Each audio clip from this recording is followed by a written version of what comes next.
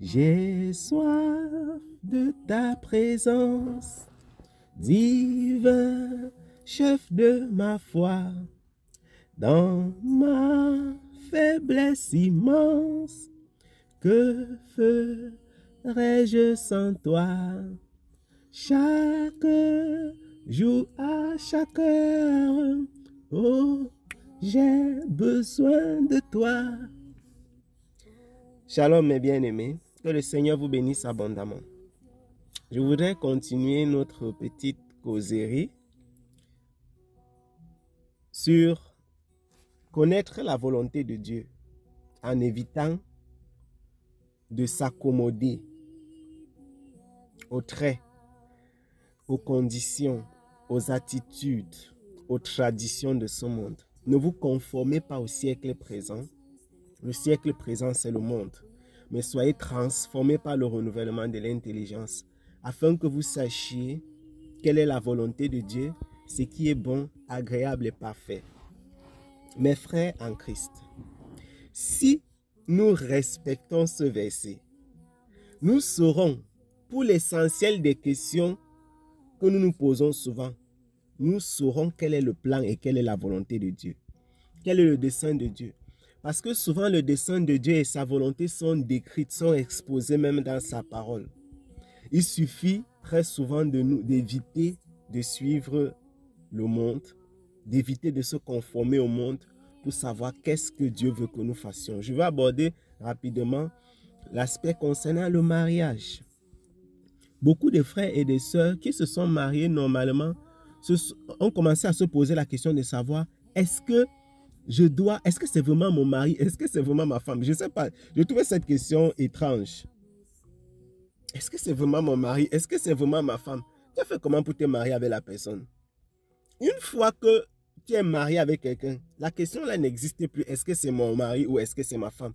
Pourquoi les gens se posent cette question? Parce que les mariages sont difficiles. Les mariages sont compliqués. Beaucoup de frères souffrent dans le mariage. Beaucoup de sœurs souffrent énormément dans le mariage. Les violences conjugales, les trahisons, les infidélités, la violence même psychologique, parce que je ne parle pas seulement de la violence physique, etc. Le manque d'amour, manque d'attention, tout ça, ça détruit, ça empoisonne les mariages. Et on arrive souvent au point de presque non-retour où le frère dit, je dis le frère, hein, ou la sœur, vraiment j'en peux plus de cette fille, j'en peux plus de cet homme, je vais me séparer de lui, vraiment qu'il aille faire sa vie, je ne veux plus. Et tu te poses la question, mais qu'est-ce qui se passe? Et très souvent, les frères viendront te voir ou iront voir une soeur ou un frère et poser la question de savoir qu'est-ce qu'il faut faire dans mon mariage. Mon frère, j'ai épousé un païen. Mon frère, j'ai épousé une païenne. Ou encore parfois, j'ai épousé un chrétien, mais il m'avait trompé. Il n'a pas donné l'image que j'attendais. Comment faire dans ce type de conditions?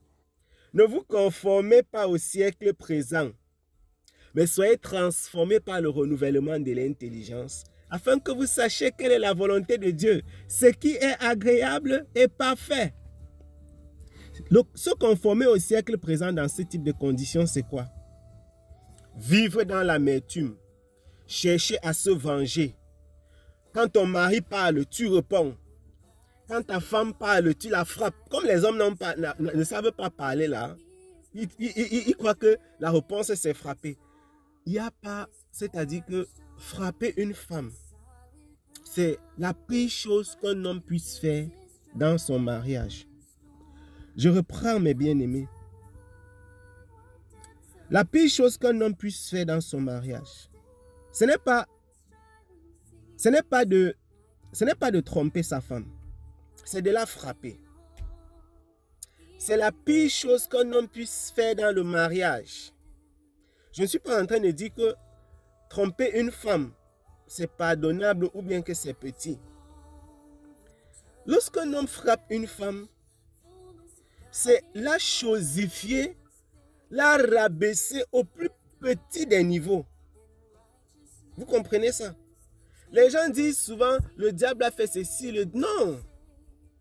Je voudrais fermer cette parenthèse. Je ne sais pas comment ça se passe. C'est-à-dire que Déjà, frapper des enfants, je trouve ça assez difficile. Mais frapper une personne adulte, que ce soit un homme ou une femme que tu as épousée, parce que tu l'aimes. Je crois qu'on n'épouse pas une personne qu'on n'aime pas. Il faut tomber des nues. Il ne faut pas être seulement possédé. Je ne sais pas. Et les hommes arrivent à le faire. Les femmes lèvent le ton sur leur mari. Mes sœurs, insultez votre mari, le méprisez, le rabaisser. Vous parlez de votre mari en son absence, avec vos enfants. C'est ça se conformer au siècle présent. J'ai besoin, je crois qu'on pourrait même avoir besoin de plus de temps pour détailler ces choses. Mais ici, je suis en train de résumer. C'est quoi se conformer au siècle présent? Lorsque vous êtes dans des difficultés avec le mariage. Ma soeur, tu veux voir ton avocat? Tu veux voir ton avocat pour ton mari qui t'a épousé? Tu as laissé la prière où? Tu as prié quand? Combien de temps? T'es-tu tenu devant le Seigneur? Crois-tu que le Seigneur soit un menteur? Je suis convaincu que Dieu agit encore et que le Seigneur restaure encore les cœurs, que le Seigneur restaure encore les vies, qu'il restaure encore les mariages et qu'il peut le faire pour ton mariage. Les frères, ils deviennent alcooliques, ils se droguent, ils commencent à chercher d'autres femmes. Ils commencent à s'ouvrir à la vie du dehors. Les after-work deviennent les dormir dehors. Je ne sais même pas ce que les gens appellent after-work. Cette histoire, c'est une stratégie du diable. Je redis. After-work de lundi à vendredi, c'est du n'importe quoi. C'est une stratégie de Satan pour détruire les mariages. Il peut arriver, parce que moi-même, ça arrive, que tu travailles dans une entreprise et que tu occupes une position où parfois vous recevez des partenaires une fois par mois, une fois en... Voilà. Et vous avez un dîner au travail, un dîner d'entreprise, un dîner d'affaires. Ça peut arriver une fois. Mais after work, oh tu es où? After work pour les hommes et pour les femmes qui font les after work, les hommes qui font les after work. C'est scandaleux. C'est scandaleux tout simplement. C'est scandaleux. Et puis les gens sont surpris de voir le mariage qui chancelle, qui dandine. Non, mes frères. Ne vous conformez pas au siècle présent dans votre mariage. La femme doit être soumise à son mari. Le mari doit aimer sa femme. L'homme ne doit pas dire à sa femme, conforme-toi d'abord à la Bible. Non, le but de l'homme, ce n'est pas de demander à la femme de se soumettre.